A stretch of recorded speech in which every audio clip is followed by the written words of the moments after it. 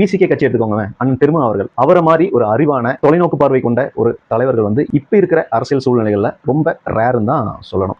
அவரோட கட்சியை எந்த சமூகத்துக்கு ஒரு அடையாளமா தொடங்கினாரோ அதே சமூகத்துக்கு இந்த 5 வருஷம் மட்டும் இல்ல, இது வரைக்கும் எத்தனையோ பிரச்சனைகள் வந்துட்டு நடந்திருக்கு. ஆனா அதுக்கெல்லாம் வந்துட்டு அவரு குரல் கொடுத்திருக்காரா, சரியா குரல் கொடுத்திருக்காரான்னு கேட்டா கண்டிப்பா இல்ல. மேலாப்புல ஒரு அறிக்கை இல்ல பிரஸ் மீட் கொடுத்துட்டு நகர்ந்து போயிடுவாரு. ஏன் அப்படின்னா, நம்ம வந்துட்டு திமுக கூட கூட்டணி இருக்கும், நம்ம ஏதாச்சும் ஒரு இன்டென்ஸா ஒரு போராட்டமோ இல்ல வந்துட்டு அறிக்கையோ வந்துட்டு விட்டோம் அப்படின்னா அதை வந்து தலைவர் ஸ்டாலின் அவர்கள் வந்துட்டு ரசிக்க மாட்டாருங்கிற ஒரு தயக்கமும் பயமும் தான் அதுக்கு முக்கிய காரணம். இப்படி இருந்தா திரு ஸ்டாலின் ஐயா அவர்கள் மட்டும்தான் உங்களை ரசிப்பாரு, அவருக்கு மட்டும்தான் உங்க கட்சியோ உங்களையோ பிடிக்கும். மக்களுக்கு சுத்தமா பிடிக்காது, உங்க கட்சி மேல இருக்கிற நம்பிக்கையும் போயிடும். இன்னும் சொல்ல போனா அவர் கட்சியில் இருக்கிற ஒரு சில 2ஆம் கட்ட தலைவர்களே பாத்தீங்கன்னா கட்சியோட தலைமைக்கு வந்துட்டு விசுவாசமா இல்லைங்கிறதும் ஒரு கசப்பான உண்மை திருமா அவர்களுக்கு வந்துட்டு கிடைச்சிருக்குன்னு சொல்றாங்க. அதனாலேயே பாத்தீங்கன்னா இந்த எலெக்ஷன்ல போட்டி போடுற வேட்பாளர்கள் பாத்தீங்கன்னா போன எலெக்ஷன்ல யாருக்கெல்லாம் சீட்டு கிடைச்சதோ அவங்கள ஒரு சிலருக்கு வந்துட்டு கிடைக்கலங்கிறதும் அதை வந்து காரணமா சொல்றாங்க. முக்கியமா அவங்க யாரோட விசுவாசமா இருக்காங்க அப்படின்னா டிஎம்கே கூட விசுவாசமா இருக்காங்க அப்படிங்கிறத கேட்டுதான் திரு திருமா அவர்கள் இந்த முடிவை வந்து எடுத்திருக்கிறதாவும் சொல்றாங்க.